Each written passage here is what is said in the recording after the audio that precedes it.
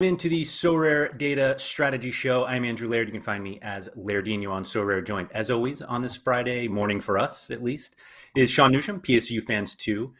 We are talking about gallery reviews today, and one of the things we wanted to explain right away. Actually, before I even get to that, thank you to everybody who contacted us to have us look at your galleries, because I know it's not easy for people to take or want feedback on certain things. These are very public things. There's a lot of money involved, and so we really appreciate everybody who reached out to us. Today we're going to talk about two galleries that are very similar in valuation, but are very, very different galleries. And so we'll get into that in a second.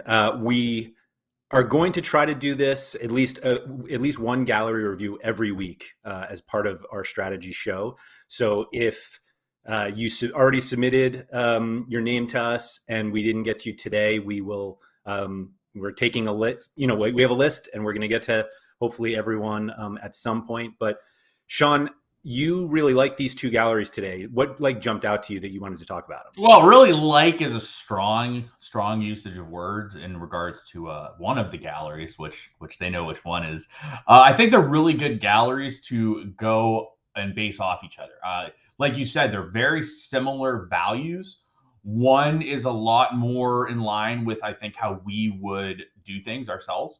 And then the other one is a lot more in line with, if we told someone, do not do this no matter what, that's what the gallery would look like.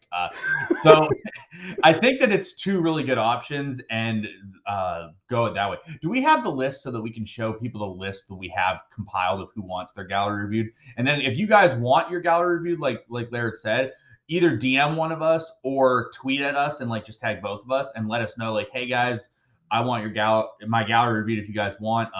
Like he said, we're going to try to do it once a week. And the idea behind the gallery review is we are going to do it with the idea of what that person wants to do with their gallery. So if that person's goal is to play D1 only and nothing but D1, we're going to review it with that idea in mind and that thought process. If someone wants to play, let's say, D2 only and there's nothing else they want to do in Asia, we're going to go with that in mind. So we're going to try to not just look at a gallery and be like, oh, you have Donnarumma, that's moronic, sell them, which, Laird probably was thinking about that today with one of the galleries, but that's not what our goal is. Also, so those that think I'm being mean to Hayden when we get to that, he and I talk frequently.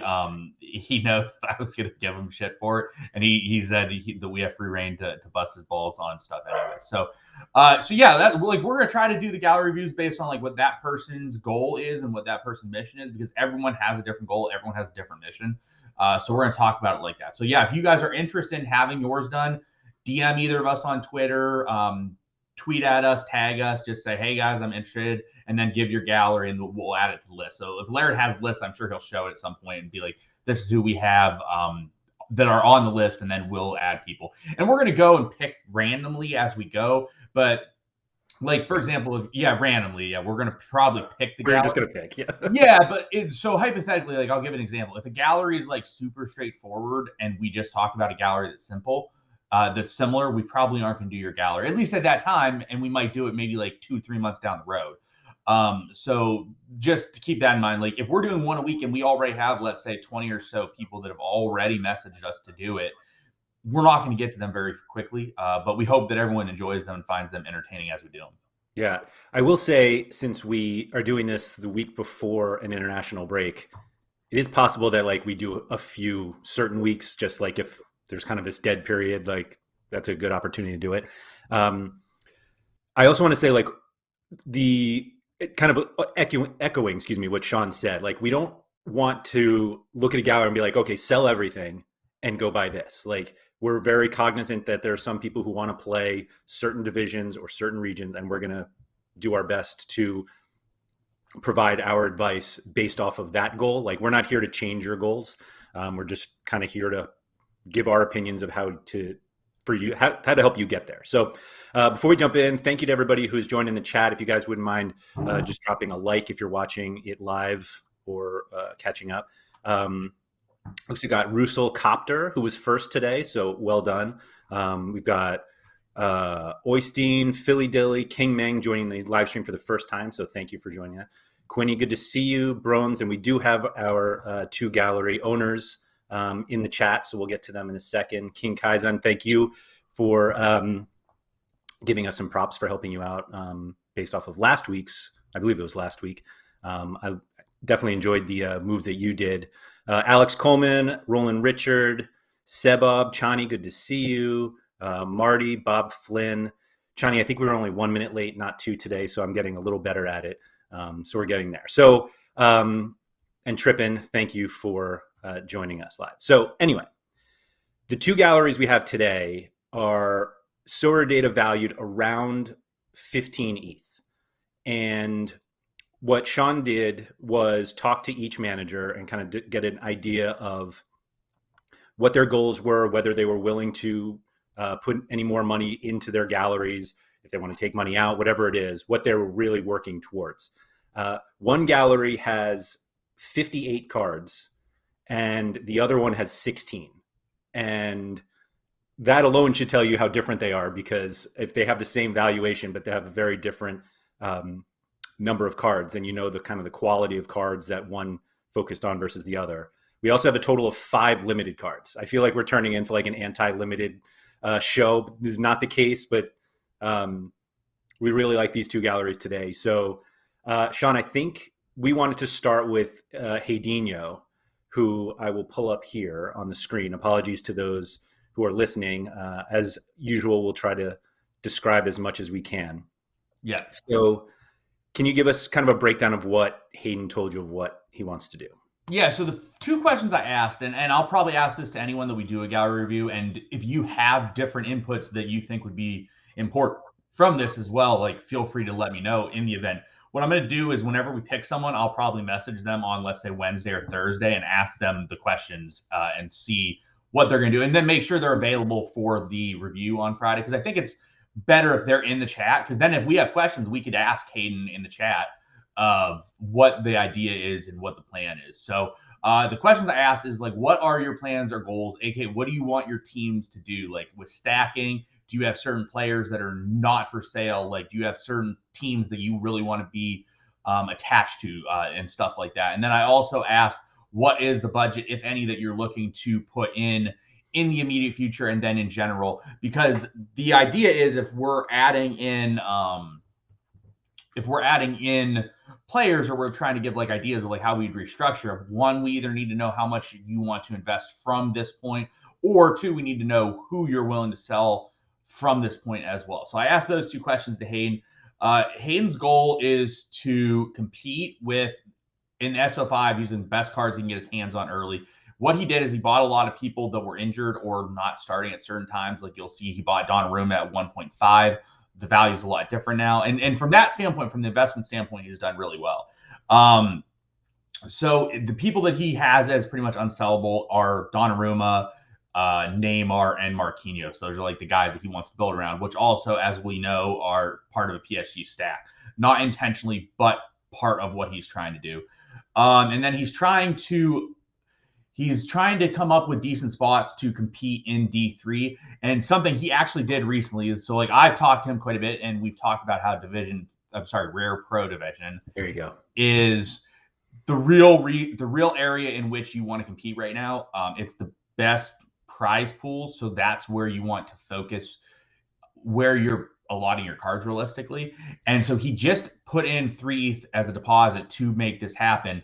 And his goal is to use Donnarumma, Neymar, and Marquinhos. So in order to do that, I talked to him. I'm like, you realistically need a midfielder super rare in Champ Europe, and you need either a defender or a midfielder super rare within Champ Europe as well. So you see Koulibaly and Zielinski. I know he just brought them in recently, and he was actually looking to get a Kessie, but it didn't happen, and would have actually happened had he been able to wait a little bit longer. It was just bad timing from that perspective. So that's what he did with his recent 3 ETH, and I think that made sense from that perspective as well.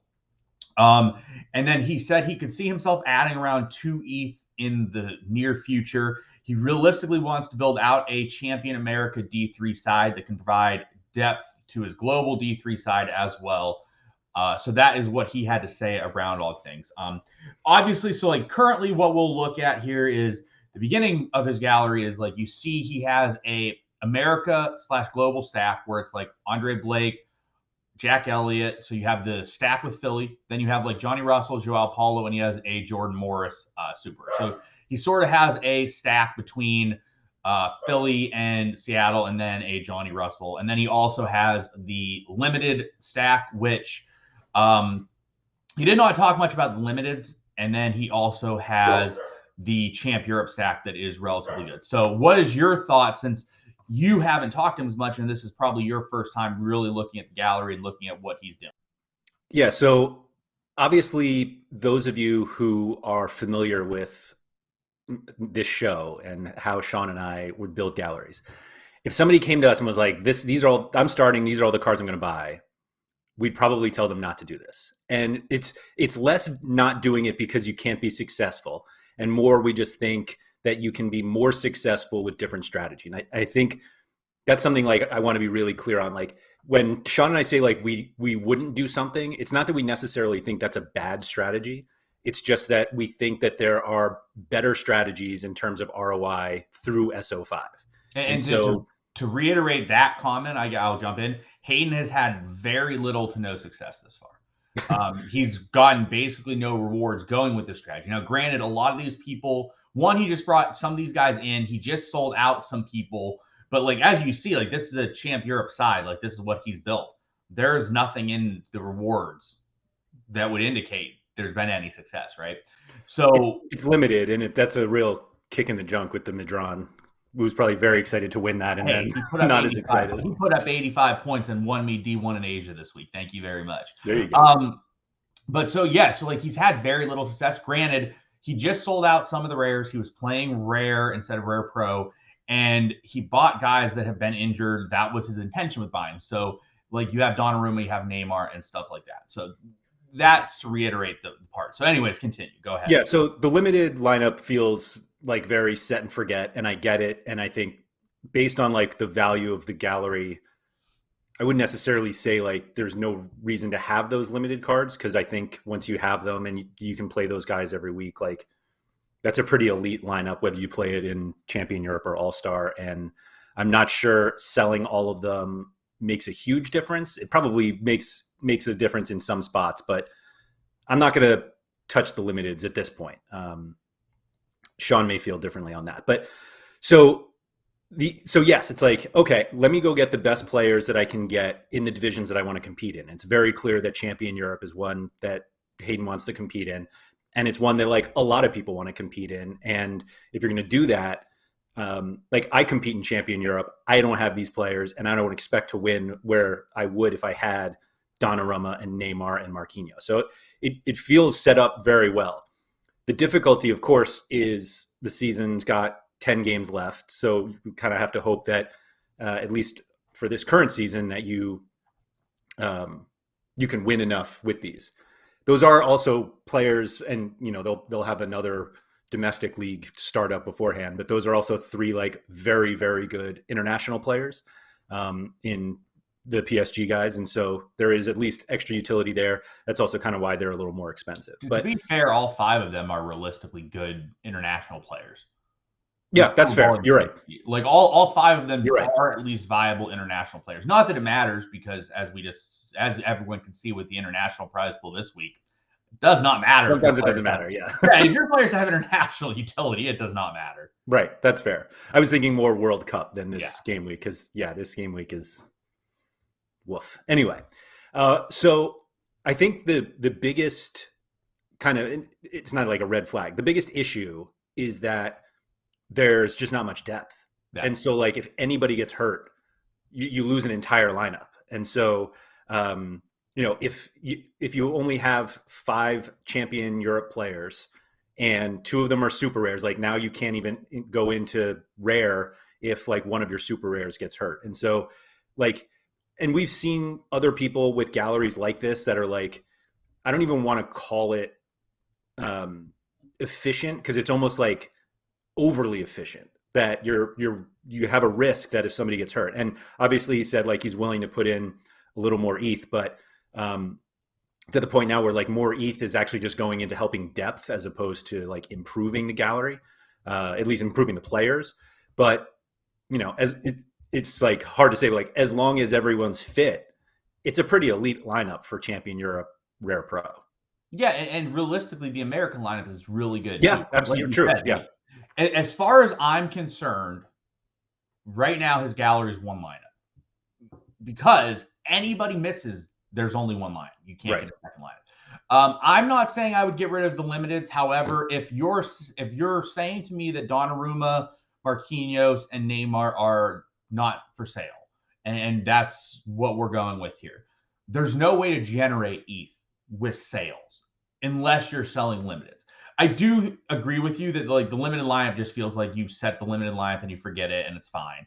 So I don't think I would sell the limiteds at this time, but if you really needed to generate an ETH and you can't put on an ETH, I think that That's where you go first. that's where I would go first. Yep. So like you just said, I think the biggest issue, and I told him this, I think depth is the most underrated thing on the platform. I think a lot of people undervalue depth. I think that people don't credit having depth. Depth is so important because if you have good matchups and you have a situation where a team plays a really favorable matchup, you can play better players than you would otherwise. Like, for example, if you have Johnny Russell this week, first of all, I think Johnny Russell is not going to play. Right. So Hayden's lineup's dead. Like, Hayden's D3 lineup is dead where he has, let's say, 3 ETH invested in Jordan Morris, Andre Blake, Jack Elliott, and Joao Paulo for this week. It's dead. There's no lineup. So it's worrisome from that perspective that you have to have the depth in order to put that together. Similarly, like if you have a really good matchup of a player, you can sort of play them. So like, for example, you have Joao Paulo, but if they have a tough matchup this week, or maybe you're worried about rotation, if you have another midfielder that you could utilize, then you realistically could do that instead. So I agree 100%. The biggest issue with his gallery currently is depth. The issue is from a Champ Europe standpoint, adding depth is going to be difficult. I think that going and getting depth pieces is going to be expensive for where he's at now. So if we're going to assume that he has 2 ETH to invest right now, I think what I would do is maybe add 1 or 2 Champ Europe pieces, very cheap rare cards in the event that let's say Koulibaly and Zelensky don't play with Neymar and Donnarumma and those guys on the same week. I think I would do that. But realistically, for me, Champ Europe for him is a sunk cost this year because Donnarumma is kind of a waste. You can't really play him. So I think I would not really worry about Champ Europe as much right now. And where I would be focusing my investment right now would be in America with rares at all the positions and then a couple super rares on the cheap end. Would you agree with that assessment? Yeah, honestly, when I first looked at the gallery and I was trying to be a little bit of a smartass with it, my first thought was like, oh, have you considered buying an actual starting goalkeeper for Champion Europe? And that's just like, he is available for the under 40 weekly this week. Do not talk about the most expensive goalie on the platform like that, Andrew. I mean, he's eligible. That doesn't mean he's playing. Like, so I played him there just for the shits and giggles. Yeah, of course. No, I get it. No, I mean, obviously, anybody who buys Donnarumma now has to say they're buying him for next season. Like, there's no other justification for it because spending as much as you have to on arguably the best goalie in the world, that doesn't start all the time. Like, you can't justify it other than like it's a long-term move, which like fine, I get it. The thing that I think a lot of people don't necessarily consider is what they can do with that ETH now. And I'm not saying like go and sell Donnarumma. Like, in fact, the price that he got Donnarumma was good enough that it's gone up like 2 ETH at this point. But that's kind of just the risks that you take when you get a player like that. And like Neymar is another one who's like just not regularly the most fit player. And so we're saying with the depth issue, if one of them is out or if Donnarumma is, benched, like your entire lineup is dead. And it's not even like, even if you know ahead of time, you don't have the players to fill in. And so, he'd mentioned the loan army, and like I'm sure there are people who are like willing to loan players on a week-to-week basis, but like the lack of depth is really what like screamed out at me. And based on like based on where the gallery is, you have to weaken it in order to like get the depth, but the depth might actually be more important. Does that make sense? Yeah, I mean, well, right now the depth is the most important part. The gallery is way too shallow from a depth perspective, really, to compete anywhere. Like realistically speaking, you have two lineups that are likely going to be dead every week. Not every week, but like you're probably going to have one lineup dead every week due to an issue. So once you can fill out another, let's say, one or two super rares and let's say 4 to 5 rares, one, you might be able to get another lineup. So you might end up with 3 lineups or 2 in general. Like you will have a solid 2 to 3 instead of a solid 1 to 2 instead. So I think that is where you're looking at. So like for me, like right now, like looking at what he's built and what he has, I think that I would definitely look at either a Jacob Glesnes or a Kai Wagner rare. Mm-hmm. Possibly super rare. Like I would consider a super rare of one of them. So, like for example, I would probably look at bringing one of them in to complement the Blake stack. I would add another forward, rare forward, because I don't trust Johnny Russell. I'm not sure who I would bring in, but like you could bring in a Shabilko or someone like that is cheap, or you could bring in someone a bit more expensive that you put more faith into, whether it be like a Buxa or someone like that. I don't know if I'd bring in Buxa with rumors of him leaving, but like I would consider that. I'd probably bring in a couple midfielders as well, so that you have options. Who I would bring in there is probably something that would range. And again, like we're not trying to give exact players here. And I think I would definitely look at probably like 1 or 2 super rares based on what we saw last week. And like some prices that we looked at last week. So for example, a good example of what I would probably do is like I would look at adding like a Stefan Fry, and I think I would look at adding like a Tolo super rare, Mm-hmm. which would be around like, I don't know, like 1 ETH. Based on what we saw last week, Tolo was around like 0.49, I believe, and Fry's probably around like 0.5, 0.6. So like, let's say you could get 1 ETH for that. So like I would try to bring in that. And the reason I would do that is because that puts you in a position where you have a semi put together D3 Seattle stack as well. Yep. And then I would add like an Arriaga rare. So like, for example, like some of the things I would look at here would be adding a Tolo super rare, Fry rare, Arriaga rare, a Wagner or Glesnes rare, and then I would add maybe like another cheap or 2. Like I would look at like that Diego Chara super rare we looked at last week. I think that would be a really good addition for this gallery. I think that Boxall super rare, stuff like that. I think if you could spend like 2 ETH and you bring in like 6 to 8 cards, including another goalie, would be really favorable. Yeah, I think that makes a lot of sense. People hate to like buy for depth. Like there's nothing worse than like buying cards, but like you don't actually have a spot for them. But sometimes you need it. I think I'm gonna like keep going back to this because we were talking about how important this depth is. But like if one of your super rares is out, even if you have other play, depending on what you have, like you can't even go down to the rare division. Like if you have more rares, at least like, if you don't want to spend up for more super rares, like I get that. But if you add rares, if one of your super rares is out, then, you either play 1 super rare in Rare Pro, or you can just use 5 rares in Rare. Yeah, it's and just actually, like, one thing I talked about to him is in regards to the PSG stack.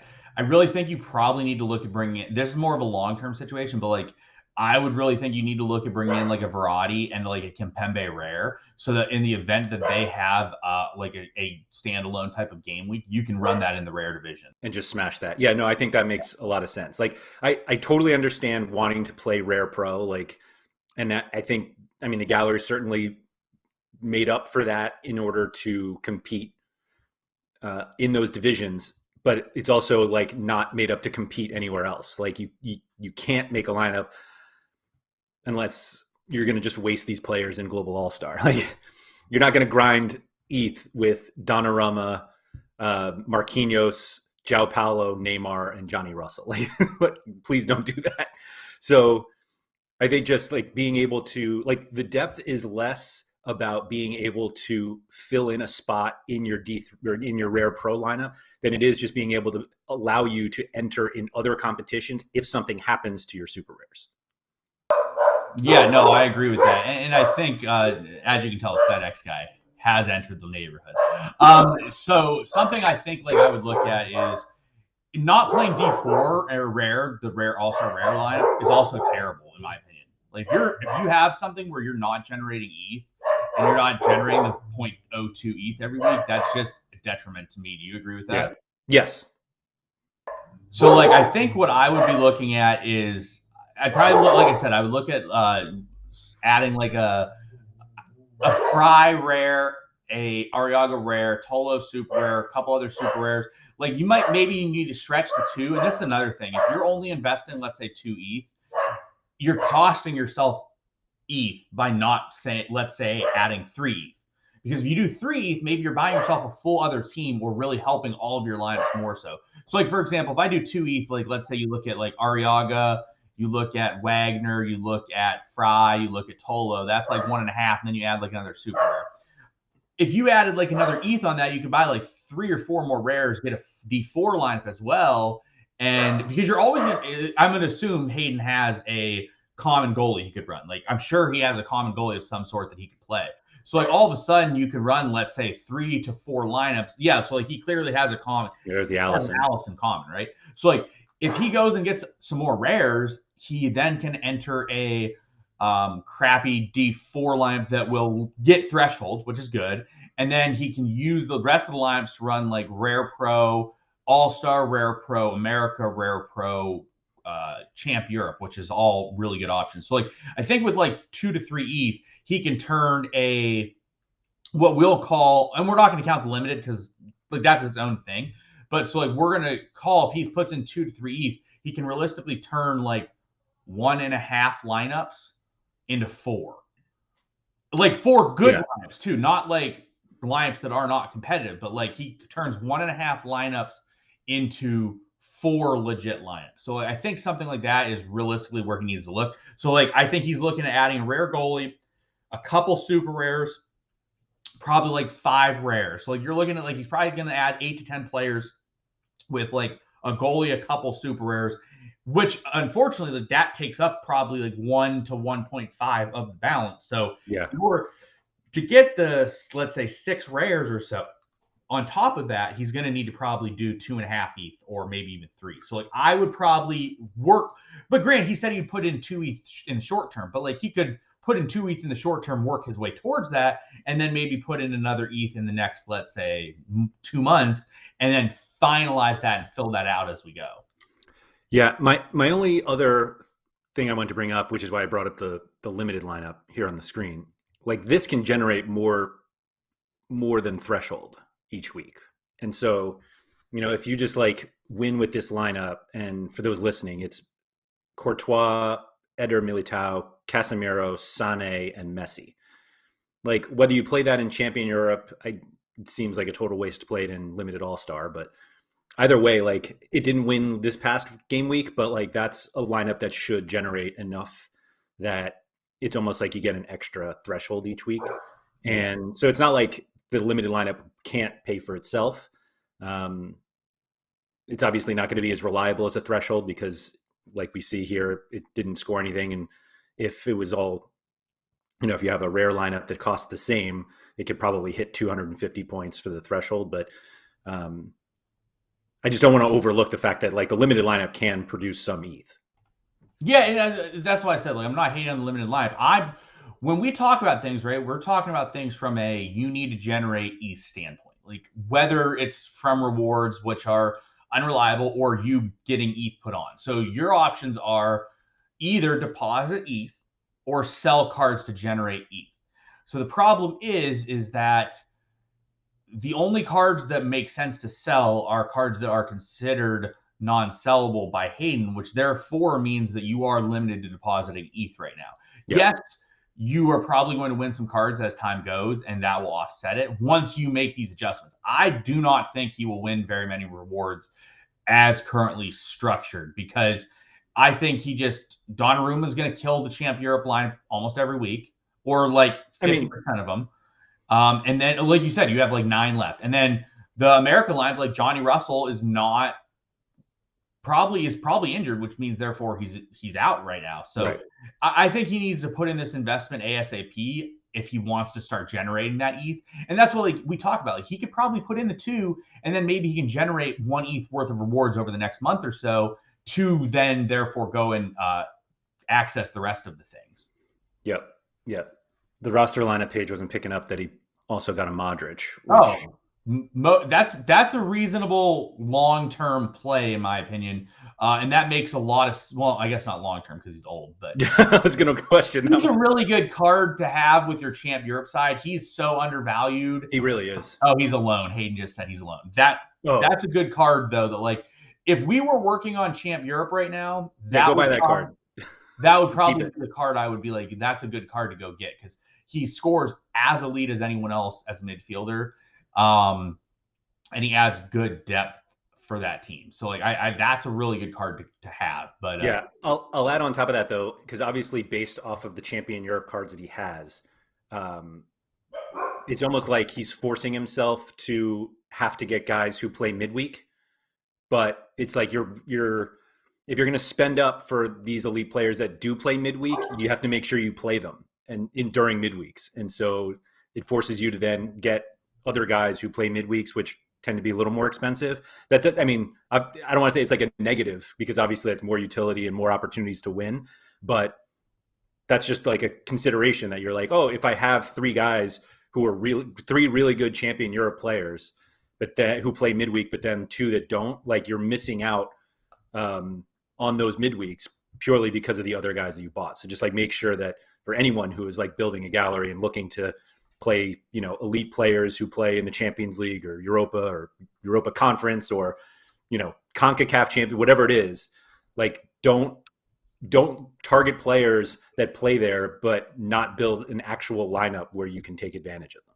yeah, and that's actually a discussion we had. He looked at someone, he picked like the worst guy you could possibly pick, in my opinion, like one of, which isn't surprising with Hayden based on how he's done things. And that was like who he was going to buy. And I'm like, 1, that guy is not a good option to buy. And then 2, it didn't make sense because the guy is like a 8th place team in like La Liga or something. And it just, you can't do that with these guys. You have to make sure you have the midweek utility with them as well. You could totally like your mid podium D3 is always a realistic possibility with this line, or Nava starts and you're dead. Like, but like yeah, so Surha, that's exactly what we're talking about. So like we're not trying to do stuff like that if that's not what that person's intended goals are. Obviously, like if the first thing that Laird and I would say, like if we looked at this gallery, we would open it, we would see Donnarumma, we'd be like, sell Donnarumma. It would immediate, like literally wouldn't even be another discussion. And we would obviously, like Laird and I would say, sell all these guys, but like, so we're not trying to do that. But yes, if you were trying to do that, you could sell Donnarumma, bring in any Champ Europe goal, like bring in like Hradecki or something, and like boom, 0.8. All of a sudden you save you save like 3 ETH, and you can go use it elsewhere, and you have a goalie that's just as good as Donnarumma because that's how goalie is. Goalie's just really stupid. But like that, so like that's what we're not really gonna do in regards to this. Is we're gonna do stuff based on like what that person's goals are, not what our goals would be. Right. So it's funny. So Brones brought this up in the chat, and I wanted to bring it up already, but I actually had a different opinion. So he says Donnarumma is almost a little wasted in Champion Europe. I think you've said previously, like you look at Donnarumma as a Champion Europe goalkeeper who like happens to be a U23 and not a U23 goalie who like he's more valuable in Champion Europe. You still feel that way? Yeah, not close. I think he's wasting U23. Well, to be fair, I mean, actually, in my opinion, is all the other cards are wasted because of Donnarumma. Well, is a better explanation to me. But yeah, in my opinion, the card, whatever your card is that you have, that card is a member of whatever the region is that is the most expensive that they can participate in.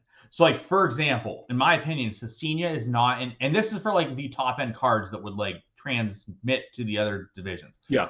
For me, like Cecina is not an Asian forward. Cecina is an all-star forward. For me, Koulibaly is not a all-star defender, he is a champ defender. So for me, Donnarumma is a champ goalie, not a U23 goalie. Similar like Vandevort. Vandevort is a U23 goalie, not a challenger goalie. So like that's sort of how I looked at it in regards to like what a player is in terms of like where they can go. Not saying you won't use Donnarumma sometimes in U23. Like if you have a good U23 team and like Donnarumma made sense there, you might use him there sometimes. Like Yeah. for this week, I've told you before we came on, I think Frankie Maya is my best midfielder this week, period, including everyone except for Gil if Gil plays, but like involving the Gil possible, since I think Amaya is my best midfielder. So I played him in global D3, not U23 or America, because he just fit better with that lineup because I thought that lineup was just really good. Yep. Yeah, I agree. I also want to like I feel like we're constantly having to like clear up what we think about Donnarumma. Like Sean and I don't even care if he's good.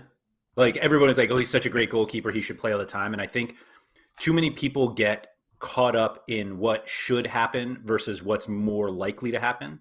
And so everyone's like, I mean, we've joked about this like all season, where like something happens to either Donnarumma or Navas, and everyone's like, all right, because of whatever just happened, Donnarumma has to start this weekend, and like everybody plays him. And then Navas starts, and everyone's like, "This is ridiculous. Who could have seen this coming?" And the answer is like everyone, because Literally like everyone. he's not locked in, and so there's this risk that at any moment he might not play. That doesn't mean that we think he's a bad pickup for next season.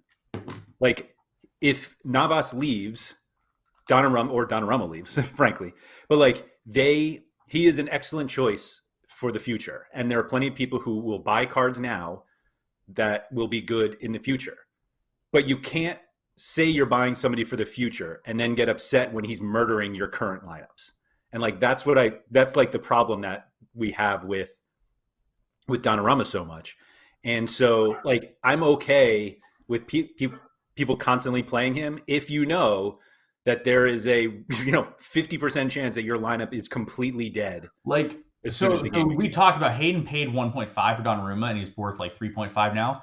I would argue though that Donnarumma has cost him, let's say, 1 or 2 ETH in the time he's owned him, because if he didn't own him, he would be playing goalies that his lineup was eligible every week instead of 50% of the time his lineup was dead. Yeah. So, like I said, like I own a Donnarumma. I went and bought it around 2 ETH because for my gallery, it didn't make sense to not have him because I had the ability to put 2 ETH sort of on the shelf for this year and not play it. If he was someone you had to play this year, it's very detrimental to own him because, yes, he might have gone up in value, but you're costing yourself equity every single time you play him because he just doesn't play every game. Right. And that's going to be something that Sean and I constantly bring up when everybody's throwing it in our face when he's like the best goalie in the platform next season. Yeah, and like we agree. Like I mean, in terms of if you have one goalie and nothing else was impacted, and like you or SO5 wasn't really impacted, like Donnarumma is the number one goalie I would want.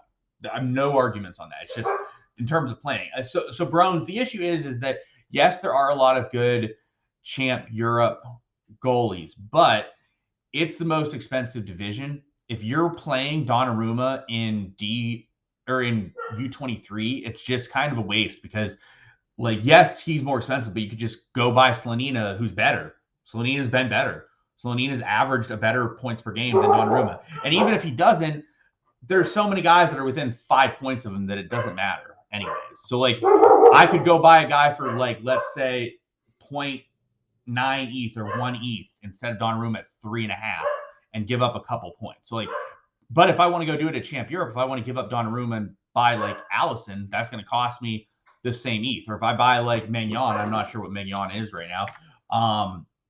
But, like, you're going and spending, he's about 2 ETH. So, like, you're going and spending it. So, like, yes, you can use Donnarumma in U23, but he's still a Champ Europe goalie due to the price point. Yeah, yeah. So Hayden is making it very clear that like the purchases were future purchases. And like I get that. Like buying Neymar injured, obviously you're not going to buy him and immediately play him. And Donnarumma is for next season.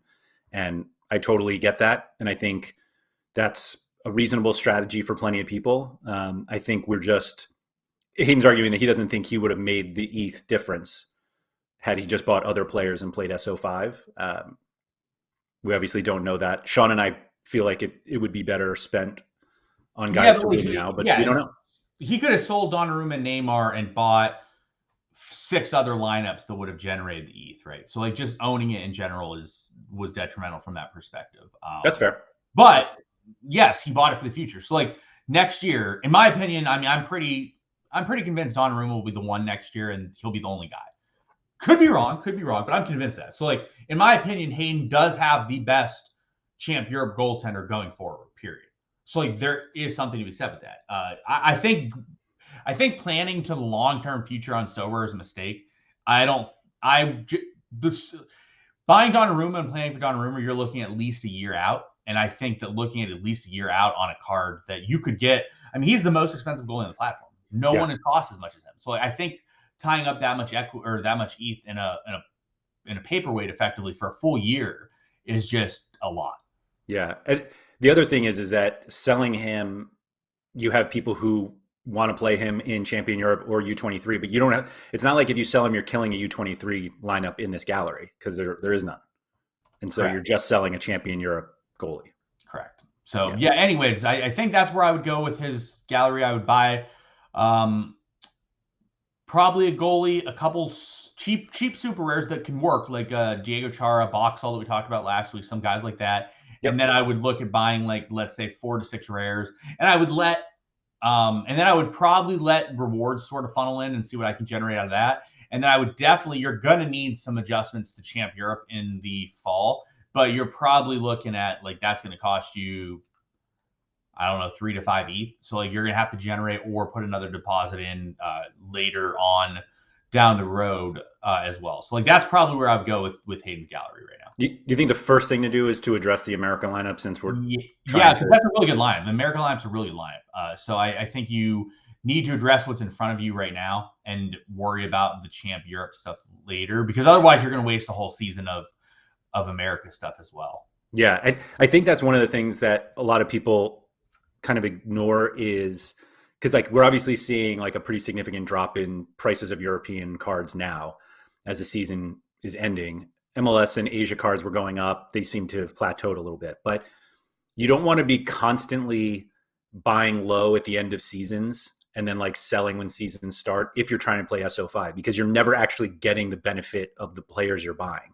I mean, you're obviously getting like an ETH profit, but if you're like buying elite players now, like for Europe, and then selling them in August, or you're just missing out on using that ETH to win now, I think that's kind of just, don't like keep thinking too long term, because it's going to totally be at the detriment of what you can win now. And what you can win now might help you afford those guys, even if they're more expensive later on.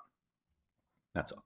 Yeah, 100%. Well, plus once you add in more guys, like you win a guy, you either sell them and generate and then buy someone else to make sense, or you use them and that person becomes very valuable. So like all kinds of rewards, like there's tons of players that I've won as rewards that I use week in, week out that are valuable to me. And then there's tons of guys I sold to buy other players that are valuable to me.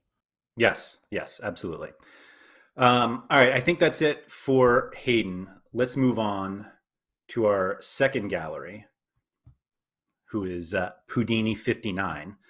So as we see here, a very different gallery, but still about 15 ETH in total SorareData value. 50 rares and 8 super rares. And as we see just on the first line here, we've got guys like William Yarbrough, Shusaki Nishikawa, and Kosi Tani, who I don't think play in Champion Europe, as far as I know. So Sean, what did Pudini say about his gallery? So his ultimate aim is to consistently win rewards and compete in as many divisions as possible. And he would love to eventually go to D2, which the nice thing with going to D2 is playing D3 helps you get towards D2. His initial aim is to have competitive lineups in Gas 3-4, America 3-4, Asia 3-4, and then U23 D4. He would love to sell the super rare goalie that he has, but no one's willing to buy that. And then he doesn't really have anything that he defines as untouchable outside of Cecina and Taniguchi. So his plan is to build more depth plus get super rare cards that can help him and then eventually go towards D2. And he's not tempted by Champ Europe, so that's a good temptation to not have. He doesn't really have a budget as of right now. He did just generate 0.75 ETH recently, and he is willing to put in probably, let's say, zero point 0.5 to zero point 0.7 ETH every month, he has that ability. So his total investment up to this point has been 8 ETH, and he's planning to maybe put in half an ETH, a little over that each month if needed. Okay, love it, love it. So this looks like a gallery we would have built like this time of year. It's obviously heavy Asia and America. So we've got, I mean, these are some of the cards that I wish I had when I was getting ready for the spring. So yeah, we've got a U23 Antlers stack, I believe. Are they both U23? Oh yeah, rocking Ueda. Yeah. I actually talked to him before. He just got that Chicharito rare and Douglas Costa super rare, which I believe paid off literally this past weekend. Yeah, I believe you won a tier 1 with them. Yes. So it's already been successful. But that's really it. I don't know if there's a single European player. Oh, there's one. He has He's got a couple. He's got a couple, yeah. He's got Challenger Europe, but his Challenger Europe is kind of it's just kind of slapped in there. Yes. To me, it's not. And not saying like I think he could definitely go and buy Challenger players next year, but that's not where his concern is at the moment.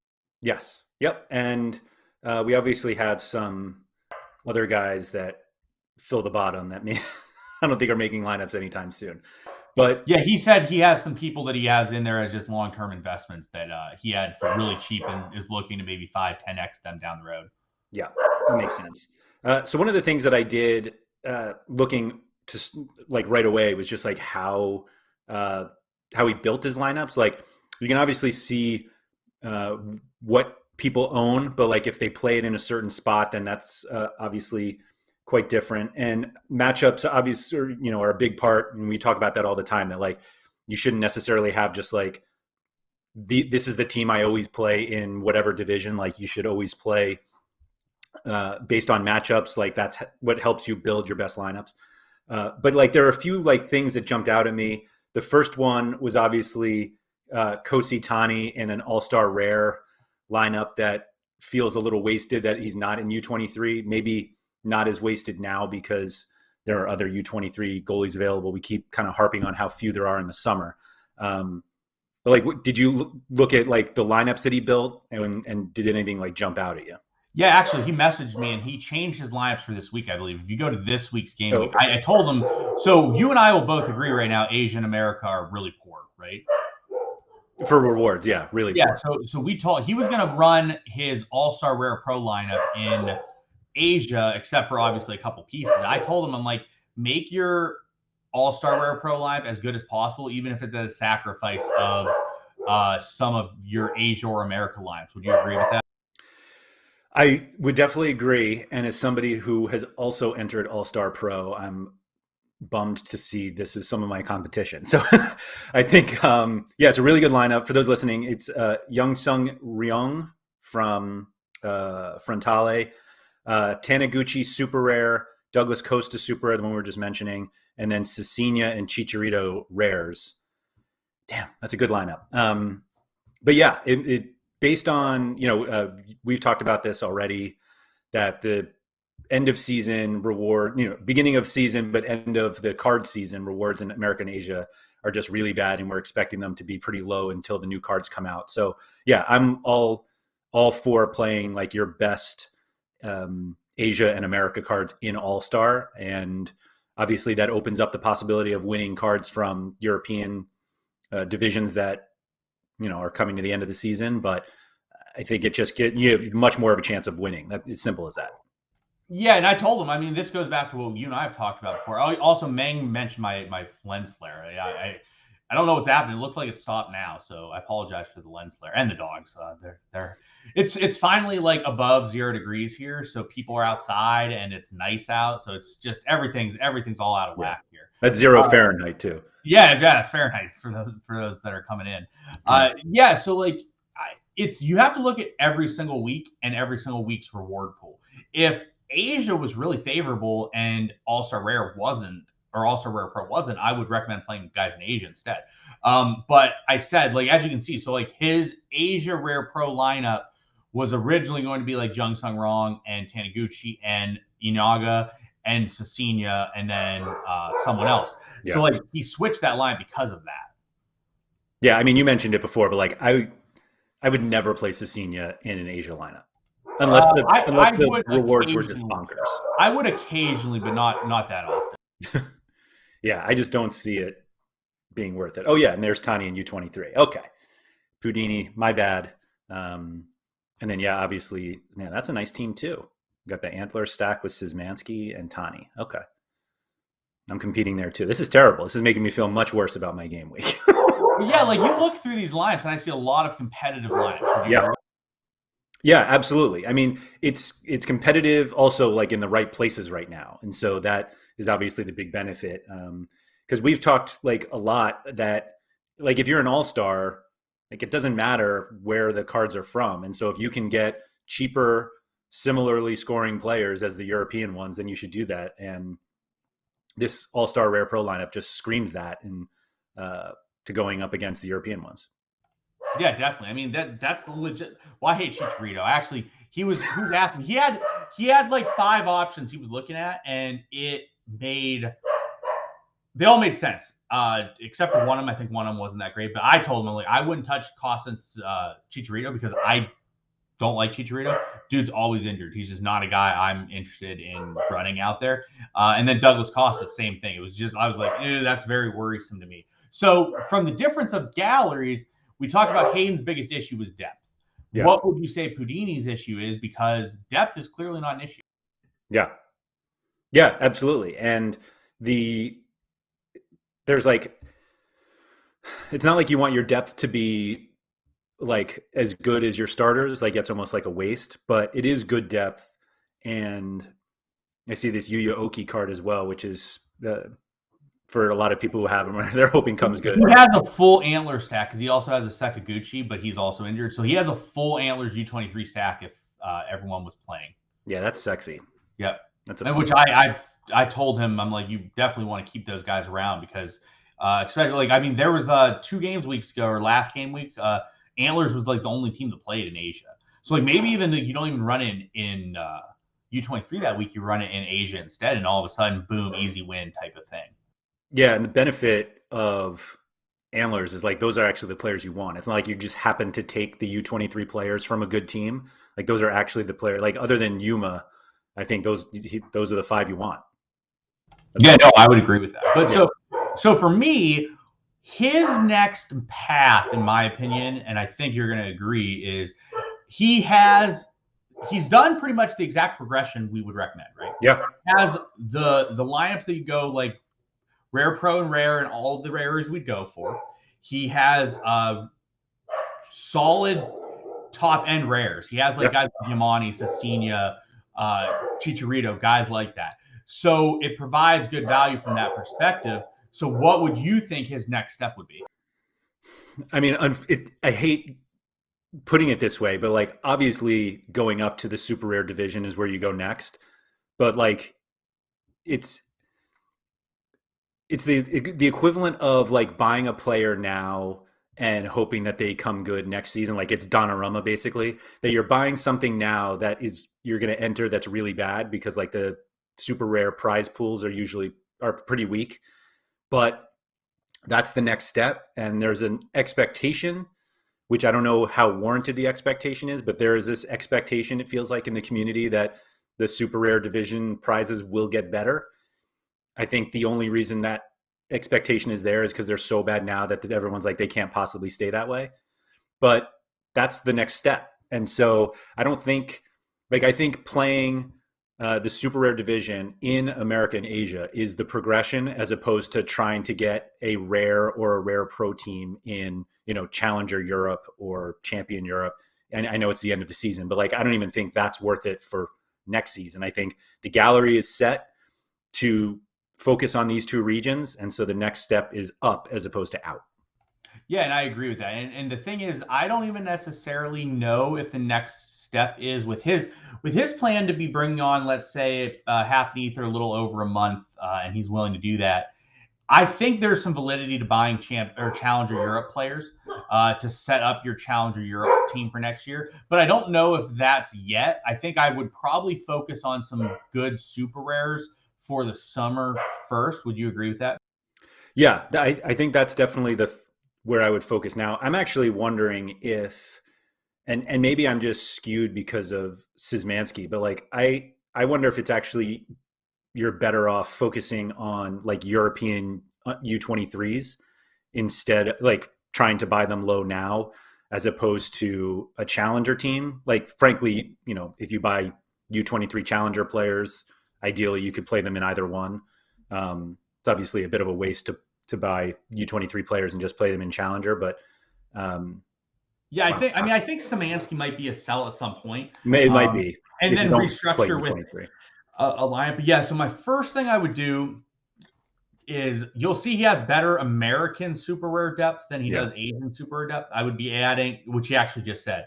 I would add an Asian, probably I would be looking to add an Asian mid or defender first. And then I would be looking to add a American mid or defender and then an Asian mid or defender. And I would slowly start working my way that way. So the thing is in my opinion, he has a lot of like not cheaper guys because like these guys are really good. Like Taniguchi's really good. So like I don't even know if the next step for him is buying a bunch of Diego Chara type players. I would maybe add like one of those guys, but I think for him, adding more elite level super rares would be very helpful for him if he can get that.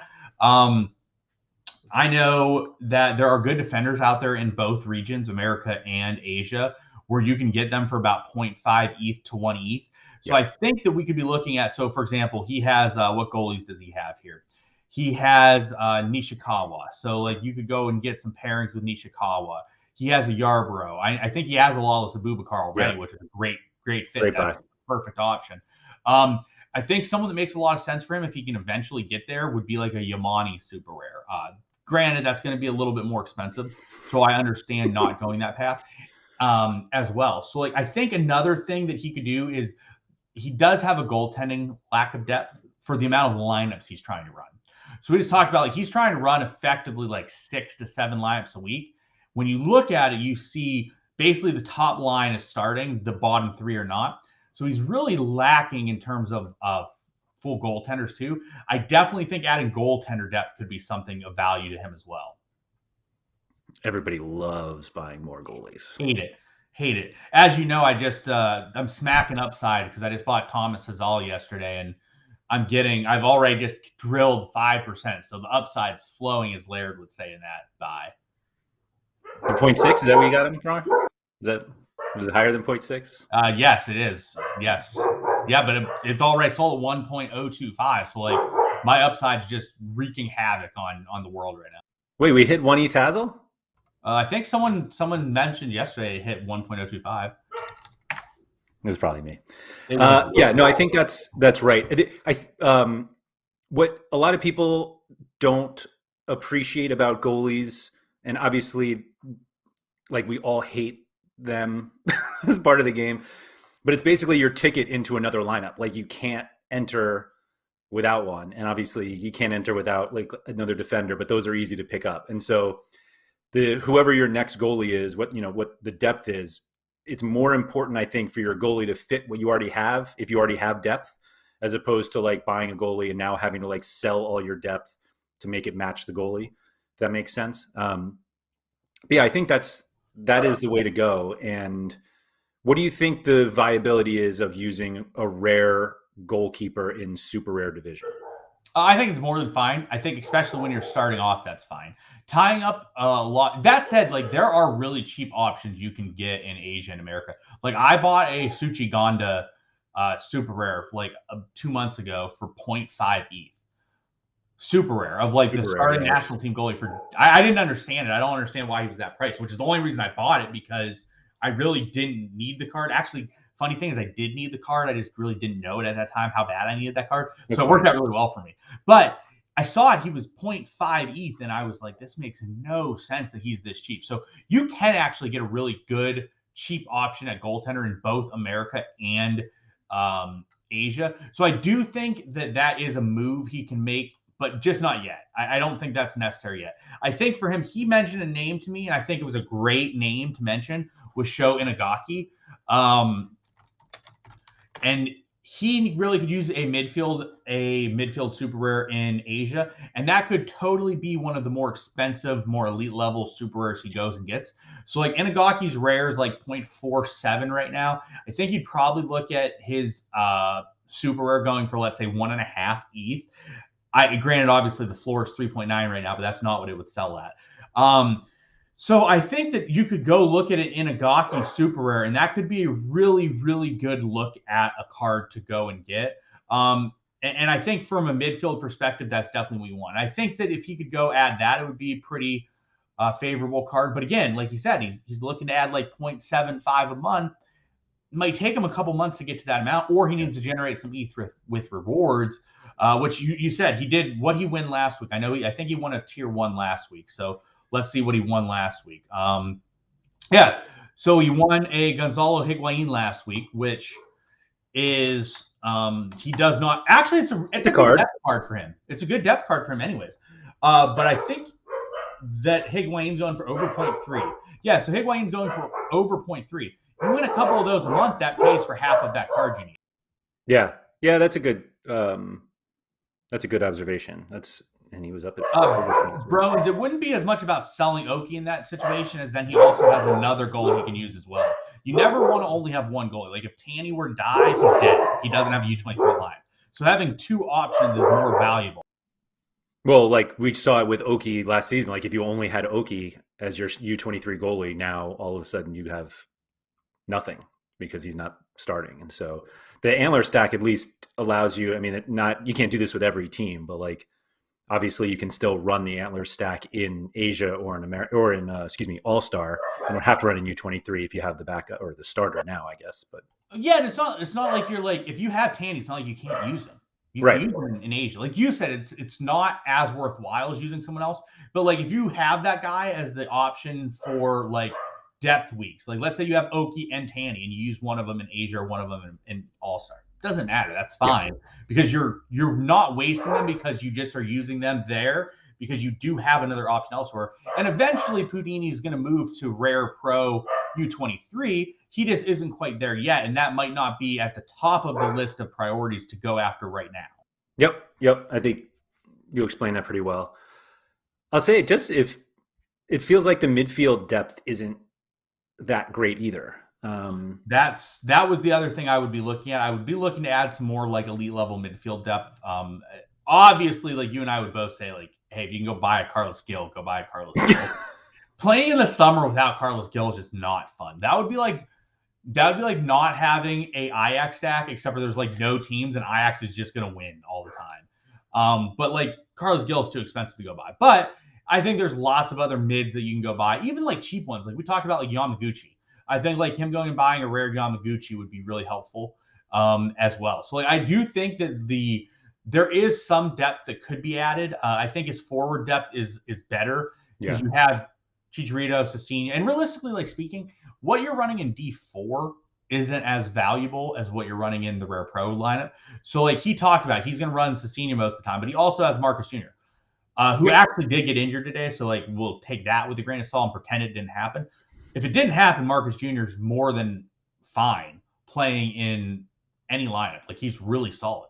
So I think that you could definitely go and get a couple rares that would also improve the team as well. So I definitely think he is past the depth stage and he's more into the adding of the more quality players at this point because he has the depth behind that he can now have the ability to go and buy those pieces where if they get injured, you have the ability to revert back to someone. Like, for example, he has Marcus Jr. And I know he actually had a DeMaio and he sold it and then bought Cecina, right?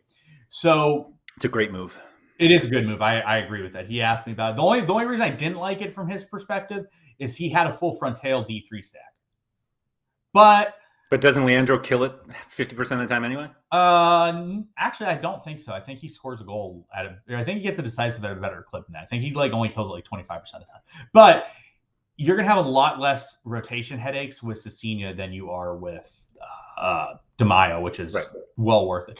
But like, yeah, so eventually, like you're talking about, we looked at his mids. We both like Jack Price, especially from a perspective of Jack Price does not sit and Jack Price plays every game. So like, for example, let's say he got a Carlos Gil. not saying he's going to, but like, let's say he got a Carlos Gil.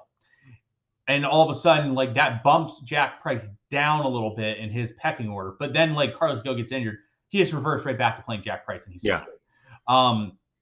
so I think that is a good path for him to go on.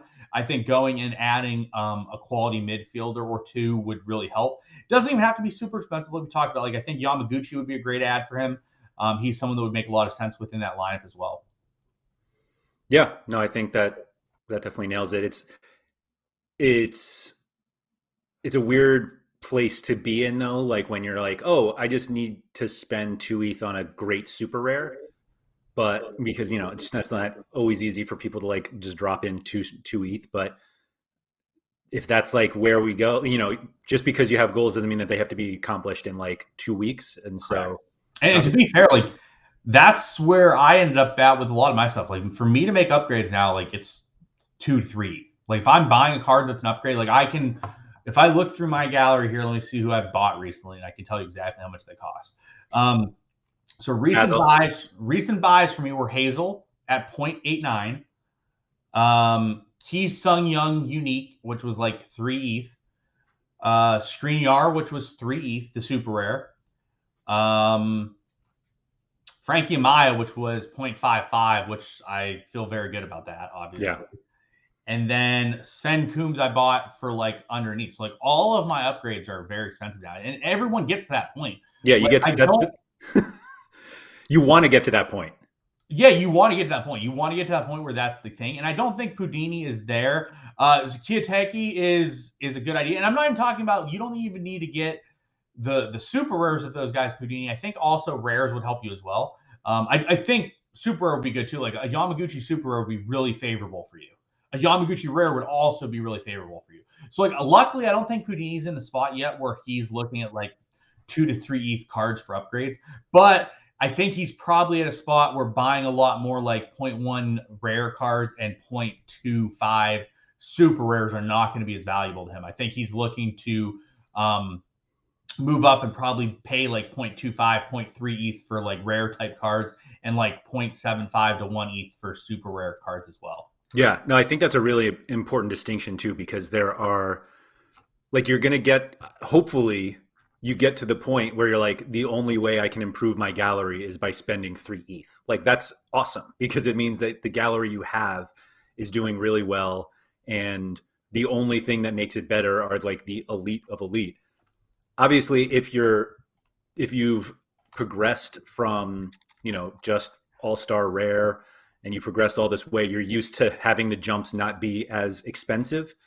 But at some point you're like, if your goal is to progress as far as you can, at some point the next step is going to get really expensive. And so do what you can in order to get yourself to that point. And maybe you get to that point and you're like, I just don't want to spend 4 ETH on a card, and you can just play, you take the best players of whatever division you're in and you play those.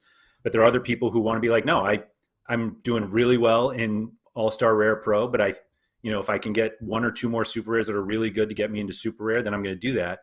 But you just have to be cognizant that like every step up after that is just going to be basically exponentially more expensive. It's not just 10x because you're buying a super rare versus a rare. Like it's a lot more expensive, but there are positions that like don't necessarily have such a huge multiples. Like we were discussing yesterday, like the difference in price between a rare goalkeeper and the same player, but they're super rare, is much tighter than it is, an elite midfielder or forward or defender. And so I feel like the super rare goalkeeper is like is a big jump for a lot of people, but it's actually like a smaller jump than the other positions if you're trying to get like a comparable actual player as opposed to just a comparable price.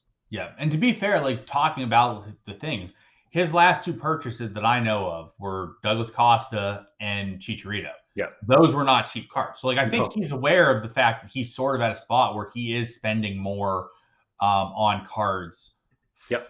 to improve his gallery than he previously was. Because in the past he was spending a lot less. So like what he pay for, so he paid 1.3 for Diego or Douglas Costa, and he paid like 0.7 ish for Chicharito. Yep. So like he came in and paid 2 ETH, but By doing that, he returned 0.3 ETH last week in Higuain.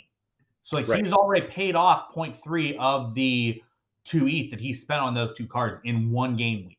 So, which like as you see, like they both had decisive, they both had good scores. He Yep. would not have won that without those guys. And Right.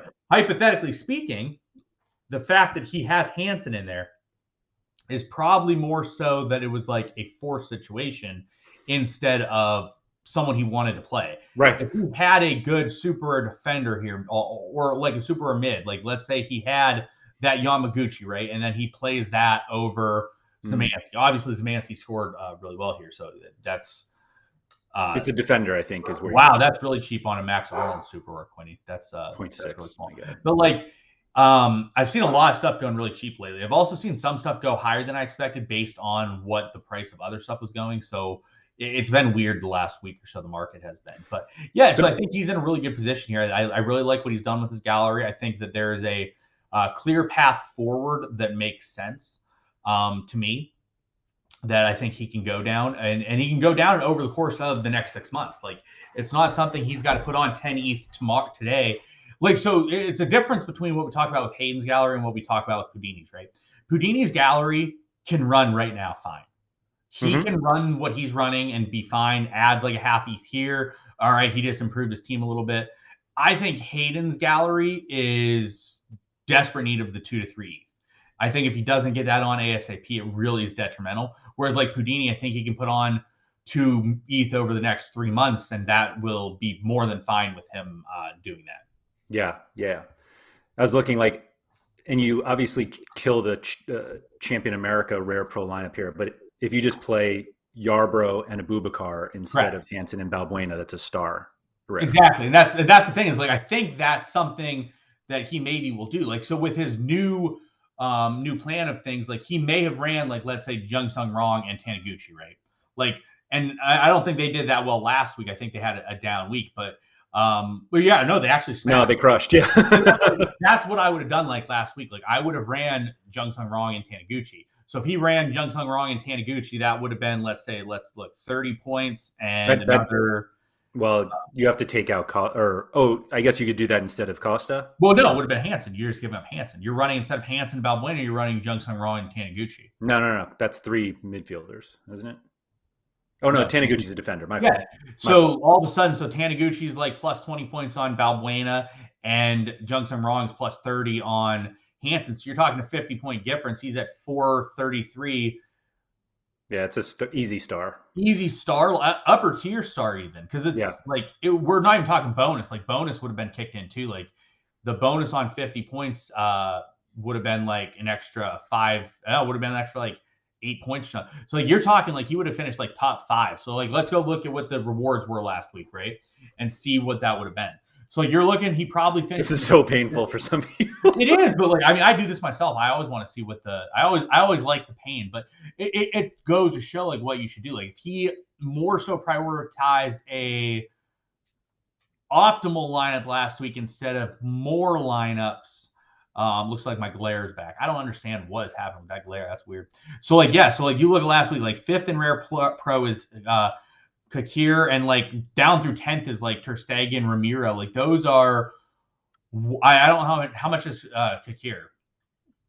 He's probably like 1.5,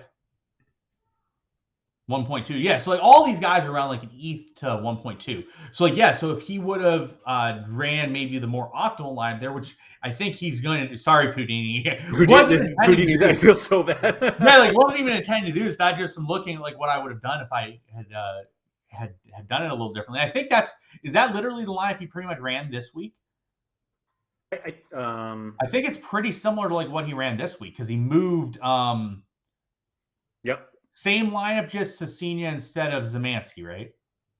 Yes. But like so, like hypothetically speaking, I know Szymanski had a really favorable matchup last week. It was a really favorable matchup, and he didn't have the U23. So like if this was last week, I'm pretty sure he would have ran that exact lineup because Szymanski probably was a better situation for him, and he couldn't run him in U23.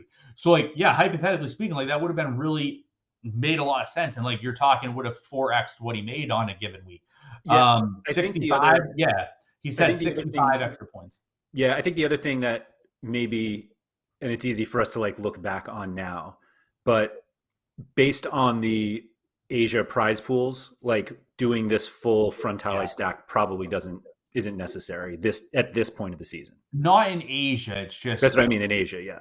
it's just the prize pools are just so bad in Asia right now. Like, I mean, I put up a big score I think last week in like America, and I didn't get a card. I think I've been like America D2. I think I Yeah, put up it's yeah, you there's have not enough rewards at this there's just point. not enough rewards. Rewards are cut down so much right now that it's just not well. Yeah, he could have had the pain with Cecina Brones. Oh, That's good point. exactly Yeah. right. Actually, what's funny is if Cecina played and like got accurate scoring, I'm pretty sure Cecina had 100 in that game. He might have had 100. Yeah. Yeah, so like if he played Cecina in that game, like good chance he could have won the division. Right. But so yeah, it's things like that, and I think like we talked about. He and I talked. You messaged me yesterday and asked a question about what I would do, and I told him I would. The lineup he ran is pretty much what I would have run. I think in All Star this week, and it might not work. Hey, maybe this week he's going to cost himself another ETH because he did that instead of running it in Asia. We don't know. That's the art of how things going. I know myself this week, and I'll bitch about to Laird as the weekend goes, I'm sure. I made 3 last-minute changes where I moved around 3 super rares in lineups this week. I moved around Anthony, I moved around Amaya, and I moved around Yuma Suzuki. But like we're talking my 3 most important lineups. I moved the 3 of them around in. So like I'm sure I will end up costing myself like a Mbappe because of that somewhere this week. We'll find out. We'll find out. And you'll definitely find out. I'll definitely find out for sure. Yeah. All right. So I hope everyone found that pretty helpful. I think the ones that we will do in the future won't be quite as extensive, just based off of time. But like, if you guys enjoyed that and found it helpful in terms of strategies, even if your gallery is not around the same value or if you have completely different goals, we're hoping that each one of these can provide some lessons that you can take to use on your own gallery. So like we said, we're going to try to do at least one gallery review every week, just as part of our regular strategy show. We'll probably do it at the end, so you guys have to watch as if you don't want to watch anyway. But that's our plan. So we have a list of people that who've already submitted their galleries. Sean and I are going to go through them and just see which ones we think will be beneficial to talk about, in any certain week. But please continue to send them to us, because I don't think there's ever enough that we can go through. And so feel free to reach out to either of us on Discord. You can find us on Twitter as well. I'm at Andrew M. Laird. Sean is at PSU Fans 2. Those are kind of the names on Sorare as well on the Discords. Although I think I'm Lairdinho on some. But please feel free to send those. We really enjoyed this, and we are hoping it's helpful. So hit us up there. So we'll be back next week. I'll be back with Andy at the beginning of next week for Sorare Andrews, and then Sean and I will be back for the strategy show next Friday. Again, if you guys have liked the video, if you could actually hit the like button below, whether you're in the chat or not. Thank you to everybody who did join us live here. It's always really adds to the experience. So thank you for that. And anybody listening to the audio version, if you wouldn't mind rating and review it wherever you listen. So everyone, good luck. And Sean, thanks for that. And good luck winning Mbappe.